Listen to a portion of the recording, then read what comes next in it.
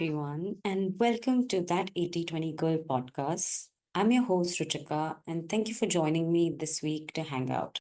Today, we're diving into the ultimate Sunday reset, which is a very special topic. It's Sunday evening here, and I wanted to share this in real time to give you the most authentic experience of this episode. So, today I'm recording this episode on a Sunday, but I will release it on our usual Wednesday. It's 6 p.m. here, and I'm surrounded by the calming scent of a lavender candle while enjoying this homemade oat milk iced matcha latte. I know it sounds fancy, but it takes all of 5 minutes to make it, and I'm definitely a matcha girl here. I keep hearing that you're either a matcha person or you're not, and I'm most definitely in the matcha camp. I'm also indulging in some L'Occitane hand and nail cream with its silky texture. It's somehow the perfect recipe for winding down. This cozy atmosphere with the wind blowing, this cold breeze, and the soothing sound of the rain pouring down has the perfect mood for recording this week's episode. After such a relaxing Sunday, I'm totally ready to dive into today's show. First, let's talk about my weekly recap. This week was pretty laid back as I took it easy before my big trip to Thailand. My college roommate is getting married in November. Oh gosh, I am so thrilled for her. She is the second last person to get married in that group. The last one is me, but this is about her, and I can't be happier for her. We're heading to Hua Hin in Thailand for a bachelorette. And I'm so excited for this island getaway since I absolutely am a water baby and have loved being by the water since I was 4 years old. I learned swimming, I think, when I was 4 years old. And since then, me and water have just been inseparable. All the girls are so looking forward to this much needed break because it's like the perfect breather from the hectic lives we all lead in the name of a bachelorette.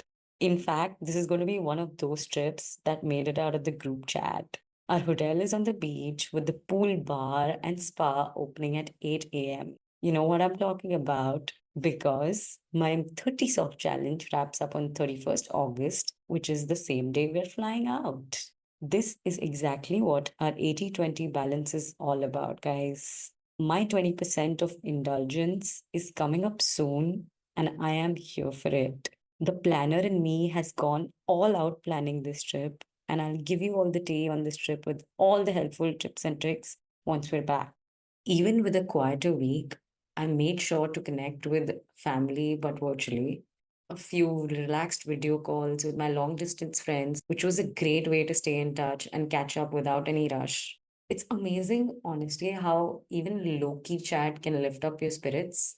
The friends we caught up with in person was on the weekend, and I have fully cheated with Korean cheese buns in Japanese bakery and Neapolitan pizzas in this Italian restaurant we tried for the first time. And of course, we ordered our favorite Chinese takeout while we watched this movie called The Intern with Anne Hathaway and Robert De Niro. If you haven't seen it, it's actually pretty entertaining. Check it out. A big highlight of my week this week was this Khalid Hosseini's incredible novel. It's called A Thousand Splendid Suns. If you haven't read it yet, buckle up because it is an emotional roller coaster, guys. So here's the lowdown. This story is set in Afghanistan and follows the intertwined lives of two women, Mariam and Lela. Mariam's life starts off pretty rough, being the illegitimate daughter of a maid, and her journey through hardship and heartbreak is pretty intense. Leila, on the other hand, comes from a more privileged background, but her world gets turned upside down due to war and personal tragedy. The stories intersect in a way that's honestly very heartbreaking, but also very inspiring. Despite the massive struggles they're facing, whether it's war, loss, and almost a borderline oppressive society, they find a deep and powerful bond that helps them survive. This isn't just a book. For me, it's almost an eye opener about the realities faced by women in conflict zones. It's incredibly moving, and if you're looking for something deep and impactful, A Thousand Splendid Suns is a must do read. Another highlight of my week has been my new obsession with Davidoff 51. Seriously, every cup feels like a mini ritual of pure delight. I have almost tried like 20 types of Davidoff coffees now, and I honestly love that brand. But this one was something that I recently stumbled upon. I kid you not, the flavor is outstanding. It's smooth, it's rich, it has subtle hints of caramel and chocolate. They turn each sip into a little indulgence, if you know what I mean. With an intensity of 11, it's definitely strong, but the blend strikes a perfect balance that it's become my go to morning pick me up. I've been savoring it daily since I've almost finished my Jamaican Blue Mountain coffee that I brought back from my trip from Jamaica. I mean, I love exploring new coffee varieties. So, David of 51 is definitely a new favorite. Next is word of the week. My word of the week is calm.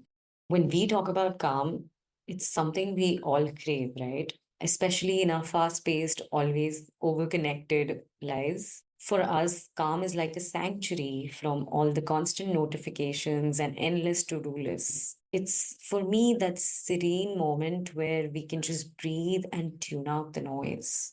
Embracing calm means finding balance and giving permission to ourselves to hit that pause. Whether it's a mindful meditation, a cozy night in with a good book, or just a moment to sip our favorite drink and relax, like I'm doing right now, finding calm is all about creating space for ourselves amidst all the chaos.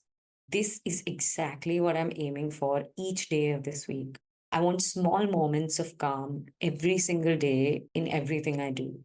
It's not just about chilling out, but it's also about setting boundaries and prioritizing your mental well being. So, this week, let's all make a conscious effort to cultivate calm in our lives, allowing ourselves to be present and find peace in those little moments. Now, let's get right into our episode. We're talking about the ultimate Sunday reset and how to recharge, reset, and get ready to crush the week. If you're anything like me, Sundays can be a mix of relaxation and a little bit of, oh, Mondays are almost here kind of stress. But trust me, carving out some time for a Sunday reset can make a huge difference. For me, it's a mix of self care, organization, and quality time with Rowan. Let's break down my Sunday reset routine so you guys can get a little bit of inspo for your own Sunday self care. Here is how I do it and why it's become my secret to feeling amazing throughout the week. So, we usually start our Sundays with a relaxed wake up, no alarms blaring, just letting our bodies wake up naturally. Once we're up, I'll either go for a run or if it's my rest day, then I'll just wake up and make us some of our favorite breakfast. Today, I opted for an online Pilates class since it was raining and I wasn't up for leaving the house, honestly. After finishing my workout, I took a shower and decided to make breakfast. There's something so satisfying about making a delicious, nourishing meal. Just as I was getting ready, a friend called out of the blue and came over for a meal. It was honestly a good welcome change because it was not something we planned and it was such a good catch up. I whipped up some dosas for them and made myself a chia seed pudding with protein powder, of course, because I am that South Indian who does not like dosas. Yes, don't kill me for it, but I am that South Indian. We love enjoying our breakfasts and coffee on the patio where we take a leisurely start to our day. So, this was like the perfect setup when our friend came over because we all sat outside. It was raining, it was a nice cold breeze blowing, and we just had a fantastic time together because it was honestly so unplanned that sometimes I realized that impromptu plans are the best because you didn't really put anything into it, but effortlessly it became one of those memories that you can cherish. Next up, after our friend left, I decided to get into a quick declutter session. So, usually I love putting on some upbeat music and tidying my space. Sunday is generally when I'll do a larger cleanup than the 15-minute timer. Whether it's organizing a closet, doing a quick cleanup of the living room, or just putting things back in their place, it's all about creating a calm and organized environment before the week ahead. I kid you not, now I've become one of those girlies who enjoys cleaning up, and it's almost therapeutic because I'm removing the clutter and making space for me to come into my own for that week. So recently, I've been enjoying my cleanups with different podcasts based on whatever I'm feeling that day. It's amazing how much a clean space can help clear your mind. So today, I put this podcast on which is called The Deep Dive by Jessica St. Clair and June Rafal. I absolutely love this podcast, The Deep Dive, because it feels like you're hanging out with two hilarious and relatable best friends who are navigating the ups and downs of adult life. They have the perfect blend of humor and honesty, and they dive into so many topics. Everything from finding joy in the chaos of motherhood to family to the quirks of daily life. Whenever I need a light episode, which feels like I'm listening to a friend talking about their life, I gravitate towards this podcast. Today, I listened to this episode, which was about being happy, and it was the perfect pick me up while I got the house in order. Recently, I've loved having my weekends in because as September is drawing in, so are all these events, social gatherings, weddings, and lots of trips. So if we're home, we'll each order a takeout of whatever we want. Rohan is vegetarian, and I'm all about my meat.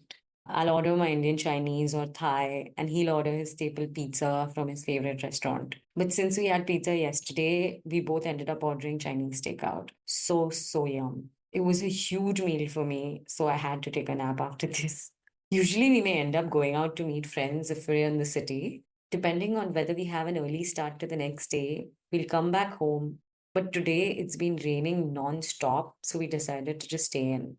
After this, I spent a bit of time prepping meals for the week.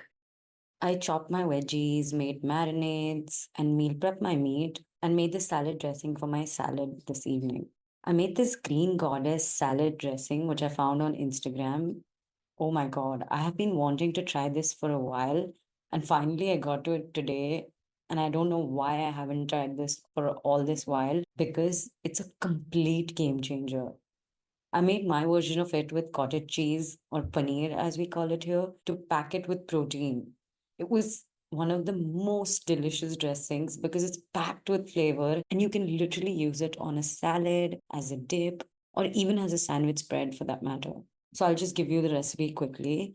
For the ingredients, what you're going to need is 1 cup or 200 grams of cottage cheese, half a cup of mayo.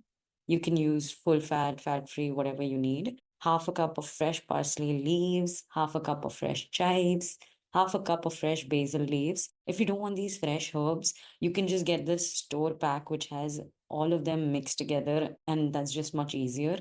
Then you need 2 tablespoons of fresh lemon juice, 1 to 2 cloves of garlic, 1 teaspoon of Dijon mustard, 1 tablespoon of everything bagel seasoning from Trader Joe's, but that's completely optional because that is something I am obsessed with and I put it in literally everything. You need salt and pepper to taste, and water is optional for thinning. Now, let's just get on to how you actually make it. All you need to do is blend the herbs that you have and the cottage cheese in a blender or a food processor and just mix them with lemon juice, minced garlic, and Dijon mustard and blend them until they're completely smooth. Next, you're going to add the mayo and blend it again until fully combined. Now, you want to adjust the consistency based on whether you like it thick or thin. I don't like it too thick, so I added a little water and then I blended it again to make it smooth. Lastly, just add salt and pepper to taste. For the best flavor, refrigerate the dressing for at least an hour before serving it to let the flavors melt together. I did this, and oh gosh, I think this is another one of those recipes which has a chokehold on me now because the next thing I've already planned to do is put it on a sandwich and make one of those pastrami sandwiches with this dressing. Trust me, this version is much lighter and adds a creamy texture. So, whether you're a vegetarian or you eat meat, this is perfect to get you those 20 grams of protein easily. You're going to love it. Try it and tell me what you think. All of this meal prep is honestly so life changing because it saves me so much time during the week and helps me stay off distractions, which could easily happen if I don't have my veggies cut, or if I don't have my dressing made, or if I haven't marinated my meat. Just meal prepping gives me that freedom to pick any day of the week and get my meal ready in less than 30 minutes. After meal prepping, I usually like to sit down with my planner and plan my week ahead and also reflect on the previous week. So I use my notes app for this. I'll start by taking a moment to look back at the past week, what went well, what did not. I'll jot down wins, whether big or small. This is a really nice way to look back at the previous week and feel proud of yourself. So I make it a point that at the end of each week, I'll definitely do that no matter what. Next up is goals. What do I want to achieve this week? Whether they're big or small tasks, I ensure that I write them down. Setting clear goals really helps me stay focused, and I am that lists girl. I make lists for everything. I like to be organized every night before for the next day. I like to be organized the week before for the coming week. I like to be prepared basically for what's to come. And then, of course, like there's going to be curveballs, there are going to be roadblocks, but all that is fine. I just want to be aware for what at least I know is going to come. Then I'll get my schedule in check. I'll plot out whatever my deadlines are, if there are any appointments or any events coming up. It just turns chaos into order for me. I like to know what's coming ahead. Then I'll prioritize my tasks. What needs to get done first? What can wait? I mark three priorities for each day, and then everything else are nice to haves. Then I'll plan my personal time. So, this is very crucial because I like to schedule my me time, whether it's for self care, whether I want to do a hobby, or just chill out. I try to include small bits of excitement with new activities, a little something new every day. So then I have things to look forward to alongside with work. What I plan over here is not just about work, it's also about that balance that we talk about and recharging. At the end of the month, I review long term goals, whether I'm on track, what did I plan for the year, and how is it going, and do I need to make any adjustments. This just keeps me aligned, keeps me looking at not just the micro, but also the macro. And of course, you got to stay flexible. Life happens. Things don't go always as you plan them. So I leave a little wiggle room for any unexpected things. I'll schedule like buffer days. And I know all of this sounds like a lot of type A personality scheduling and nothing spontaneous, but there is so much always going on in my life that I've just found this the best way to manage things and make time for everything I love. Self care is a big part of my reset. So, whether it's a face mask, an everything shower, or a hair champy, I'll always indulge in something that feels both pampering and relaxing. Sundays are a perfect day to do that if we're home. So, to wrap up the day, I'll just unwind by watching a favorite show with Ruan, or we'll enjoy a cozy dinner, but we try to do this by 7 p.m. latest. After which, I will do my night routine, dive into a good book, which I'm going to do today, or simply just listen to some calming, soothing music. Whatever helps you feel relaxed and at ease. Your environment plays a huge role in how well you wind down. So I like to make it cozy and inviting. It's my way of ending the day on a high note and ensuring I'm all relaxed and ready to step into Monday. 10 p.m. is lights out for sure because I usually like to start my Monday early. So that way I'm not very overwhelmed with the Monday kickstart and it just doesn't hit me directly. And that's my ultimate Sunday reset, guys. It's all about finding that balance, recharging, and setting myself up for a successful week ahead. Remember, the key to a successful Sunday reset is to make it your own. I hope these tips inspire you to create your own Sunday routine that helps you feel prepared and positive. If you have any Sunday reset rituals or favorite tips, I'd love to hear them. Feel free to drop me a message or connect with me on Instagram. My page is That 8020 Girl Podcast. And if you enjoyed today's episode, don't forget to subscribe on Apple Podcasts, Spotify, or YouTube, wherever you're going to listen to me. And please leave a review. I'd love to read those. Hope you guys like this episode. Until next time, enjoy your week, and I'll see you next week with a new episode on being that 80/20 girl, where we're all about that 80/20 balance.